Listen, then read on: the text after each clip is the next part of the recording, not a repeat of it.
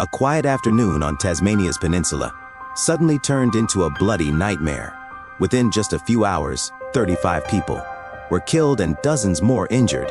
A lone gunman armed with a semi-automatic rifle etched one of the darkest chapters in modern Australian history. This was not just a massacre.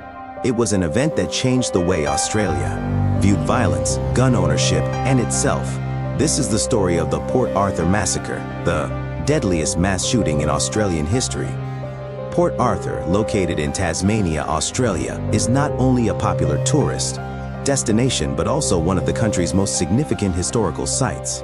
Before becoming a site visited by thousands of tourists each year, Port Arthur served as a penal settlement for British convicts in the 19th century. Prisoners were subjected to harsh conditions and forced labor, creating a legacy of pain and tragedy. Port Arthur lies on the Tasman Peninsula, about 100 kilometers from the city of Hobart. The area, surrounded by serene beaches and dramatic cliffs, is renowned not only for its natural beauty, but also for its colonial-era architecture and penal history. In 2010, the site was officially listed as a UNESCO World Heritage Site, making it one of Tasmania's most visited landmarks. Before the tragedy of 1996, Port Arthur was best known for its guided tours and heritage experiences. Visitors came to learn about the dark past of the prison settlement and to enjoy the peaceful atmosphere of this remote location. But on April 2008, 1996, a horrifying event would forever change the way Port Arthur was remembered, the Port Arthur Massacre. This peaceful tourist site became the stage of a national tragedy, not just because of the sheer number of victims, but because of the brutality and complexity of the event. It was a seemingly ordinary morning when unsuspecting tourists found their lives changed forever in just a matter of hours. Martin Bryant, the man responsible for the Port Arthur Massacre, was born on May 7, 1967, in Tasmania, Australia. Raised in an unremarkable household, Bryant's troubled family life and social environment contributed to his growing detachment from society. Bryant was the only son of Maurice and Caroline Bryant. His family suffered from strained relationships, especially between his mother and father. Caroline, a strict and controlling woman, had a profound psychological influence on Martin. She was overprotective and excessively controlling, which played a part in shaping his unstable mental state. As a child, Bryant struggled socially. School was a difficult place, and he was often bullied by classmates, further deepening his sense of isolation. Over the years, he retreated into a private world filled with anger and loneliness. Although there were occasional glimmers of social and academic ability, he consistently felt like an outsider who didn't belong. With an unremarkable appearance and shy demeanor, Bryant became the target of ridicule. His lack of self-confidence worsened with age. Instead of processing his frustration through healthy channels, he began internalizing it, allowing resentment and rage to fester. His relationship with his mother offered no psychological foundation. Her controlling nature only intensified his isolation. In 1987, at the age of 20, Bryant was diagnosed with several mental health issues, including behavioral and emotional disorders. Some speculated he was on the autism spectrum or exhibited traits of antisocial personality disorder. He showed signs of emotional detachment and even violent tendencies in certain situations. His outbursts and growing anger were becoming increasingly extreme. Before the massacre, multiple red flags signaled Bryant's dangerous behavior. These warning signs were visible in both his actions and demeanor, yet no one foresaw the catastrophic crime that would follow. One notable factor was his troubled relationship with his mother. Throughout his adulthood, Caroline continued to exert rigid control over her son, blocking him from jobs he desired and restricting his personal relationships. This created a deep sense of suffocation and emotional distress, leaving him unable to grow into an independent adult. Despite evident psychological issues, Bryant did not receive proper intervention from mental health professionals. Many have since argued that the combination of social isolation, maternal control, and untreated mental illness laid the groundwork for his eventual descent into violence. Another alarming trait was Bryant's obsession with firearms. He exhibited an unusual fascination with weapons, often engaging in unauthorized target shooting and collecting guns illegally. This fixation was a clear indicator that he was preparing for a deadly act. In the years leading up to the massacre, Bryant's behavior became increasingly dangerous. He showed a lack of empathy for others and demonstrated erratic conduct, minor acts of aggression, unpredictable mood swings, and a total disregard for consequences. On the morning of April 2008, 1996, Martin Bryant carefully planned and carried out a brutal massacre at Port Arthur, a place he had previously visited as a tourist. The events leading up to the attack revealed Bryant's meticulous preparation. Martin Bryant had legally purchased weapons and ammunition, although these actions might have raised suspicions had anyone paid closer attention. He owned a semi-automatic AR-15 rifle, a powerful weapon, commonly used in acts of terrorism or mass shootings. He also possessed a handgun, along with other equipment. One of the notable aspects of Bryant's preparation was his repeated firearms practice and research into the weapons he owned. In the months leading up to the massacre, he had devised a detailed plan, studied potential targets, and ultimately chose Port Arthur as the location for his crime. Importantly, Bryant did not have specific targets. His attack was indiscriminate and emotionless. He held no personal grudge against the victims, nor did he have any apparent motive. All of the victims were tourists enjoying the historic site of Port Arthur, unaware they were in the crosshairs of a killer. After completing his preparations, Martin Bryant began his rampage around 11 a.m. by driving to the Port Arthur historic site.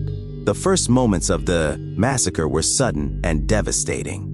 Bryant entered the site and quietly approached tourists without drawing attention. One of the first attacks occurred near a tour bus where a group of visitors was resting. Bryant opened fire inside the bus, severely injuring many. But the tour bus incident was just the beginning. Bryant then exited and moved through the large premises, shooting anyone he encountered. Those who couldn't react in time became victims of his cruelty. Some tried to flee, but Bryant quickly chased them down and shot them. The horrifying scenes included innocent civilians, from children to the elderly, gunned down on the spot. Meanwhile, police and witnesses were caught off guard and unable to respond in time. At times, Bryant would stop and look at the victims, lying on the ground without showing any emotion or remorse. His lack of concern or empathy underscored the chilling detachment of a killer. One of the most terrifying moments occurred when Bryant entered a historical building within the site and continued his shooting spree, targeting even families with young children. These images were seared into the memories of witnesses, many of whom were staff members or tourists powerless to help. By around 12:30 p.m., Bryant had killed at least 20 people and injured dozens more. At this point, the police began arriving, but Bryant fled the scene in his vehicle. Throughout the massacre, Martin Bryant's demeanor was among the most shocking elements. Emotionless and unaffected, he carried out the atrocity without any sign of fear or regret. He showed no distress as gunfire echoed, and innocent people fell around him. Bryant had no clear motive. There were no specific targets, no apparent criteria in choosing his victims. This indicated that his actions were not driven by personal vendettas, but by blind, inexplicable rage. His behavior during the massacre revealed a disconnection from reality and an indifference to human life, traits that aligned with psychological assessments of Bryant's personality. He displayed signs of personality disorder and lacked empathy. After committing the massacre at Port Arthur, Martin Bryant didn't flee immediately. Instead, he drove to a nearby guest house, Seascape Cottage, owned by David and Sally Martin, with whom he had a long-standing dispute. Bryant had previously claimed that the couple deserved to be punished for refusing to sell the Seascape property, which the Bryant family had wanted to buy. This suggests that, although most of the massacre was random, Bryant still had personal targets in mind. After killing the Martins, who were later identified as the massacre's first victims, Bryant took a hostage and barricaded himself inside the guest house. When police discovered his location, they surrounded the building from the afternoon of April 28 until the morning of April 29. The 18-hour siege became one of the most intense standoffs in Australian police history. Police quickly sealed off the area around the cottage. Special forces, snipers, and tactical units were deployed. During the standoff, Bryant set fire to parts of the house and repeatedly fired at police, forcing authorities to act with extreme caution to avoid further casualties. At that point, the police were still unsure how many hostages were inside, and Bryant's mental state was dangerously unstable.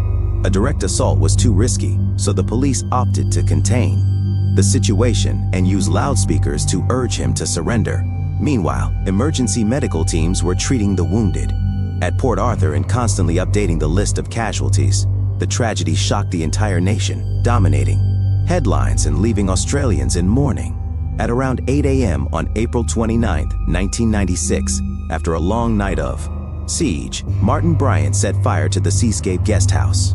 The blaze quickly engulfed the wooden structure. When firefighters and police approached, they found Bryant trying to escape the flames, badly burned but still alive. He was arrested on the spot and pulled from the fire with third-degree burns, particularly on his back and legs.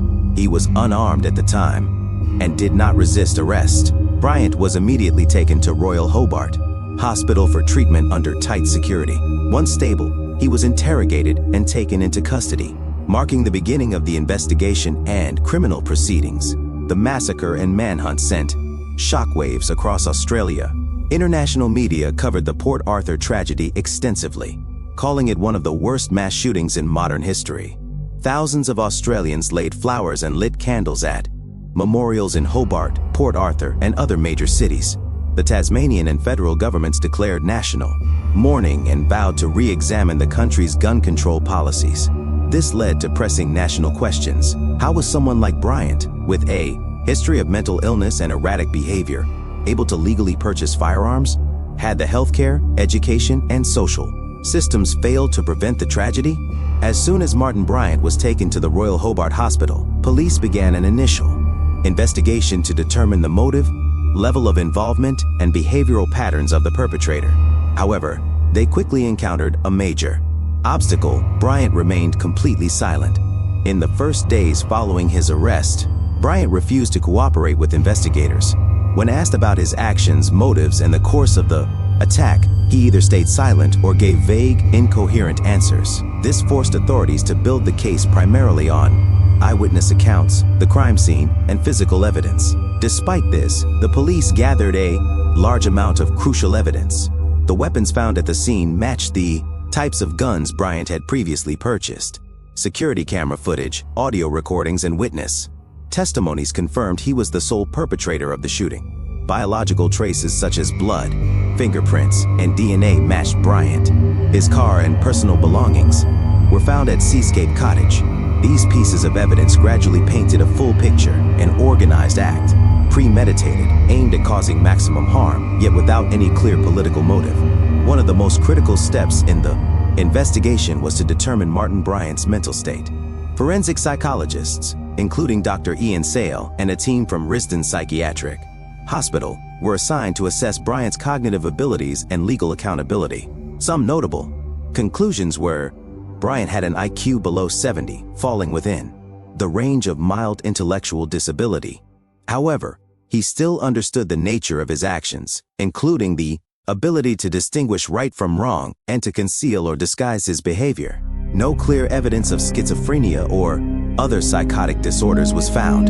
His behavior was consistent with antisocial personality disorder. Final conclusion: Martin Bryant was deemed fully legally responsible for his actions. This was a turning point, as being declared legally incompetent could have spared him a life sentence. Martin Bryant's trial began in September 1996. The public followed every development closely, as more than 35 charges of murder and dozens of related offenses were brought before the Supreme Court of Tasmania. Initially, Bryant pleaded not guilty, which meant the trial was expected to last for months. However, in mid-October 1996, a surprising development occurred. Martin Bryant changed his plea and admitted to all charges, including 35 counts of murder and 19 other offenses such as kidnapping, illegal possession of firearms, and causing grievous bodily harm. Many believe this guilty plea was a strategic move by his legal team to avoid a potential death sentence or harsher penalties. Nevertheless, this decision did little to sway public sympathy. During sentencing, Chief Justice William Cox delivered a statement that would be remembered in history.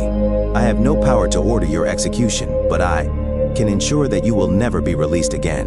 Martin Bryant was sentenced to 35 life sentences, 1 for each life taken, no possibility of parole, permanent incarceration at Risdon Prison in Tasmania, a maximum security facility under strict supervision.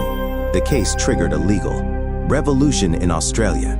Just weeks after the massacre, the federal government under Prime Minister John Howard passed a nationwide strict gun control law, a ban on semi-automatic rifles and automatic handguns, a national gun buyback scheme offering cash for surrendered firearms, collecting over 650,000 guns across the country. On April 28, 1996, as news of the Port Arthur massacre spread across Australia and the world, fear and grief swept the nation.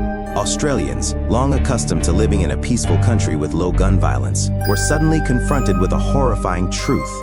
An ordinary citizen, unaffiliated with any terrorist group, could legally acquire high-powered weapons and kill dozens of people within hours. Media coverage was relentless, showing heartbreaking images, bodies lying on the ground, terrified, tourists, children who had lost their parents, and police struggling to contain a situation beyond imagination. In several reports, journalists were visibly emotional, unable to hold back tears as they reported from the scene. In major cities like Sydney, Melbourne, and Adelaide, thousands gathered to light candles, hold vigils, and demand change. They sought not only justice for the victims, but also concrete action to ensure this would never happen again. Immediately after the massacre, Prime Minister John Howard realized that Australia could no longer remain idle. Just 12 days after the shooting, he announced the National Firearms Agreement (NFA), a sweeping reform package with key provisions, a ban on semi-automatic weapons, including rifles like the AR-15, mandatory firearm registration, background checks, and justifiable reasons for ownership, for example, hunting or sport, a requirement for secure firearm storage at home, a comprehensive nationwide gun buyback program. The program exceeded expectations. More than 650,000 firearms were surrendered within 1 year. The government spent over $300 million in compensation, a cost considered worthwhile for the lives it helped save. Although widely supported by the public, the NFA faced significant opposition from pro-gun advocacy groups, especially in rural areas. They argued the law punished law-abiding citizens, while criminals could still obtain illegal weapons. People were losing their right to self-defense and hunting traditions. The buyback was seen as a confiscation of personal property. Still, Prime Minister Howard stood firm. In a speech in Melbourne, he declared, "If I have to wear a bulletproof vest to attend a gun law conference, I will, because human lives matter more than the right to own a gun." His words resonated deeply, shifting public opinion even among skeptics. Since the new gun laws were enacted, Australia has reported no mass shootings on the scale of Port Arthur, a more than 50% drop in gun-related deaths within 10 years, a significant decline in firearm-related suicides, especially among young people, a reduction in armed robberies and gun homicides. According to the Australian Institute of Criminology, the NFA has become a global model of successful firearm reform, studied by other Western nations, particularly the United States, where gun control remains deeply polarizing. Even though the law changed, the memory of the massacre left a lasting psychological scar on the community. Many survivors and witnesses suffered from PTSD and required years of treatment. The families of the victims continue to seek peace and share their stories to educate future generations. Port Arthur, once a popular tourist destination, has since become a memorial site. The Tasmanian government established an official memorial where the names of all 35 victims are engraved in stone next to a tranquil lake. The Port Arthur massacre did more than take 35 lives. It permanently changed Australian society. From a heartbreaking tragedy, the country found unity, accountability, and the courage to reform, transforming loss into meaningful action for a safer future. Martin John Bryant was born on May 7, 1967, in Hobart, the capital of Tasmania, Australia. From a young age, those around him described him as odd, unstable, and isolated. In school psychological reports, teachers noted, Bryant struggled to connect with peers, laughed at inappropriate times, and displayed impulsive, destructive behavior. He showed signs of cruelty to animals, a common early indicator of severe personality disorders. Although not autistic, Bryant lacked social-emotional awareness, leading many to mistakenly believe he was incapable of sadness. Doctors who evaluated Bryant during his teenage years recorded an IQ of just 66, qualifying him as mildly intellectually disabled. This severely impacted his ability to learn, communicate, and distinguish right from wrong. Bryant's family was middle class, living in Newtown, a Hobart suburb. His father, Maurice Bryant, was the only one able to manage and guide him. However, as Martin grew older, tension rose between his parents, largely due to the burden of caring for a difficult child. Tragedy struck in 1993 when Martin's father was found drowned face down in a dam near their home. It was ruled a suicide, likely brought on by depression and despair over his inability to help his son. For Martin, his father's death felt like the final anchor being cut loose. From that point, his behavior grew increasingly erratic, talking to himself, laughing loudly in public, threatening others, and withdrawing from society. One unusual relationship in Martin's life was with Helen Mary Elizabeth Harvey, an eccentric middle-aged woman who inherited wealth from the Risdon Vale soft drink company. She lived alone in a mansion with dozens of cats and dogs, shunned by society due to her bizarre lifestyle. Bryant met and quickly moved in with Helen. Their relationship was unclear whether it was platonic, sexual, or one of dependency. Still, their bond as two social outcasts kept them together until Helen died in a car crash in 1992 with Bryant behind the wheel. Helen's death left Martin with over $500,000, making him suddenly wealthy, but also increasingly isolated and mentally unstable. Afterward, Bryant began stockpiling weapons, traveling erratically across Australia and Europe, often staying in luxury hotels alone, exhibiting disturbing and sometimes threatening behavior. He was questioned by police for making death threats and owning unregistered firearms. But at the time, Australia's gun laws weren't strict enough to detain him for long.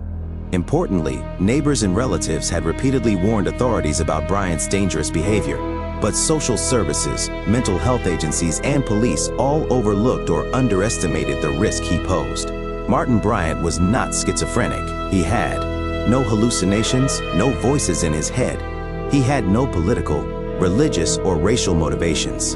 His actions demonstrated planning and calculation, carrying multiple firearms, choosing a busy time of day, and executing a coordinated attack. So what drove him to kill? The final psychological assessment concluded that Bryant acted out of deep desire for attention, a craving for control, to stand out, to shock. For someone as isolated and overlooked as Bryant, the massacre became his twisted way to ensure the world would remember his name. A sick motive, but one not uncommon among mass killers. Martin Bryant was not insane in the traditional sense.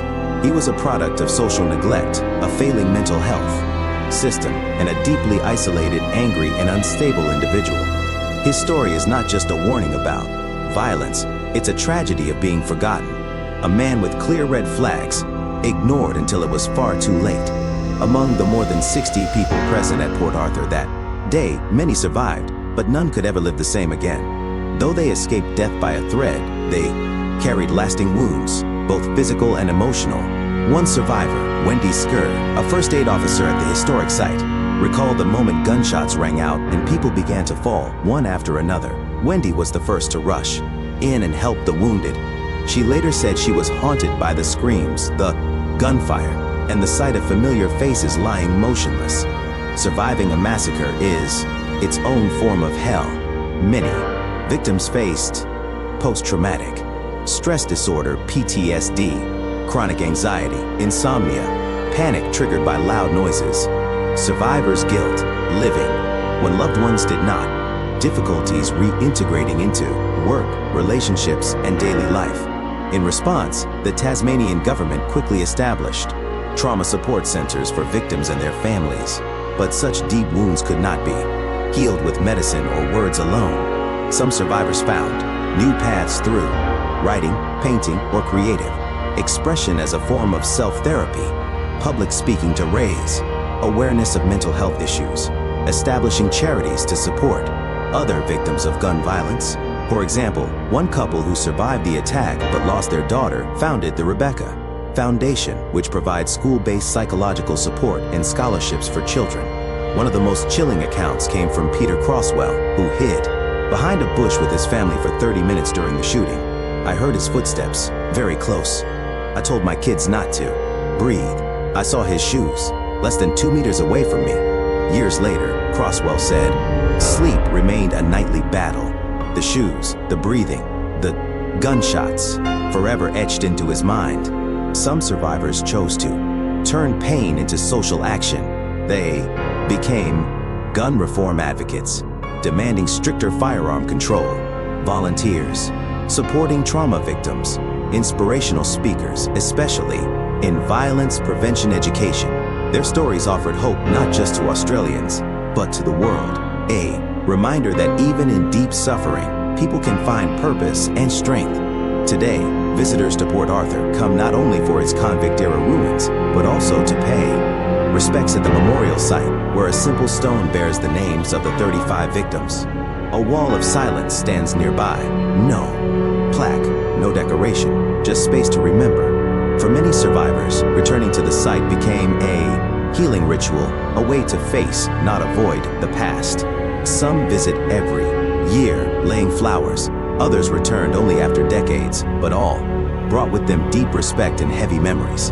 Before 1996, Port Arthur was known as one of Tasmania's top historic tourist attractions, symbolizing Australia's colonial penal history. But after April 28 that year, Port Arthur came to mean something else entirely, a symbol of national tragedy and awakening. The massacre was not only the deadliest mass shooting in modern Australian history, it was a turning point in how the nation viewed safety, gun control, and mental health. One of the most profound legacies of the tragedy was the creation of the National Firearms Agreement, NFA. Remarkably, it wasn't just the content of the law that stood out, but the speed and unity with which it was passed. Within just 2 weeks, all Australian states and territories, regardless of political differences, agreed to implement the NFA. Nearly 90% of Australians supported stricter gun control. Over 650,000 firearms were surrendered and destroyed in a voluntary but highly successful buyback program. Compared to the political deadlock in many other nations, particularly the United States, Australia's swift and united response became a global example of effective post-crisis policymaking. Port Arthur posed a painful question: must it always take a tragedy to bring about change?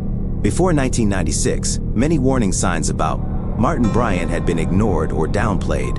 A well-documented psychiatric history, threatening behavior, and unusual access to weapons.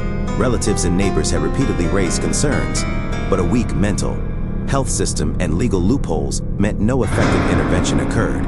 In the aftermath, Australia invested heavily in community-based mental health services, stricter gun licensing procedures, including mandatory psychological evaluations, data sharing between police, health services, and social welfare agencies to detect early warning signs. The legacy of Port Arthur remains a stark reminder. Prevention must start before tragedy strikes, not after. Since 1996, Australia has not experienced another mass shooting for nearly 2 decades.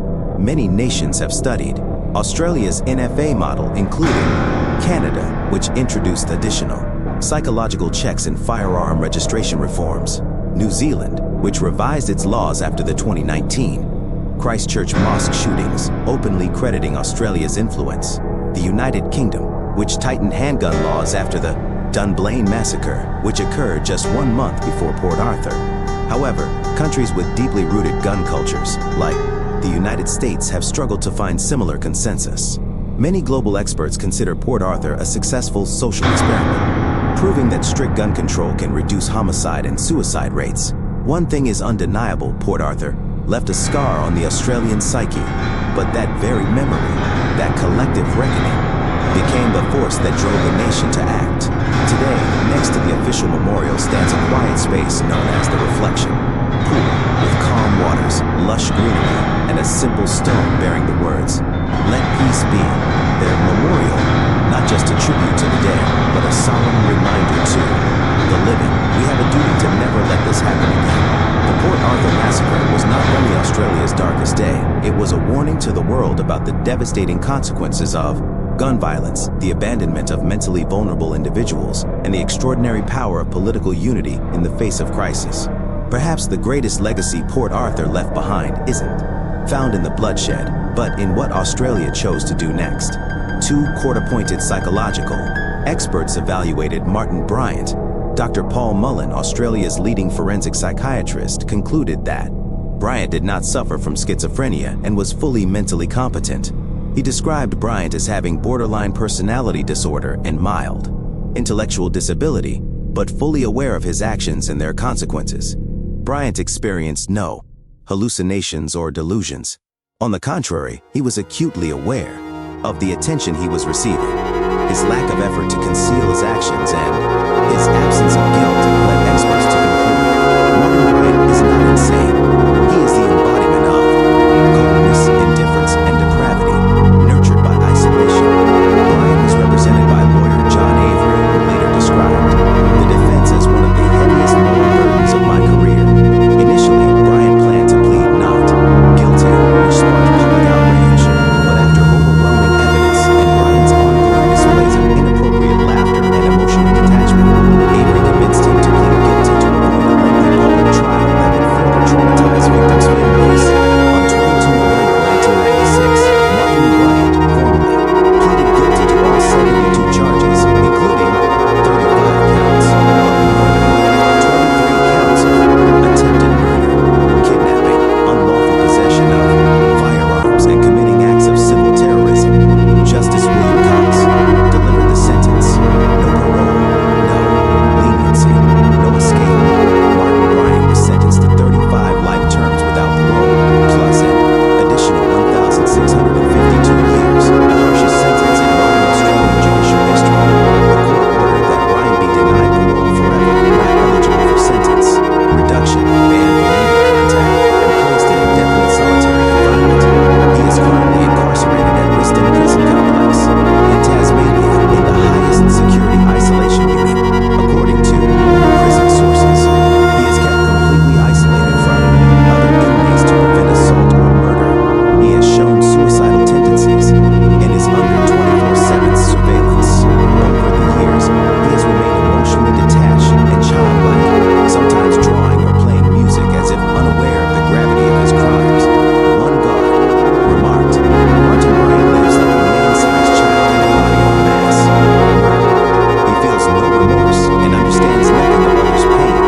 The trial of Martin Bryant ended with a severe sentence, but for many, justice could never erase the pain of loss.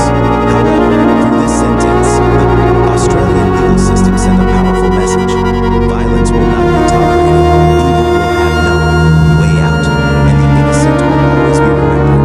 The historic site of Port Arthur, once a colonial prison and later the scene of the massacre, has now become a symbol of reconciliation between past and present. After the mourning period and temporary closure, the Tasmanian government decided, this site shall not be remembered solely as a place of tragedy, but as one of learning, remembrance, and healing.